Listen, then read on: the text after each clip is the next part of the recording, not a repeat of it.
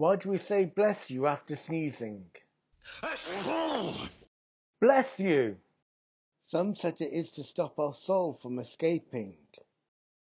Whee! We should think of Solomon's temple, which symbolized a human body.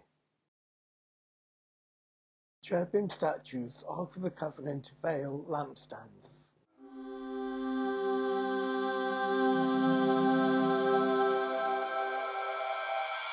And the high priest placed incense on the coals before the ark nose. The crackling of the incense represents a noise by the nose, sneezing. Achoo!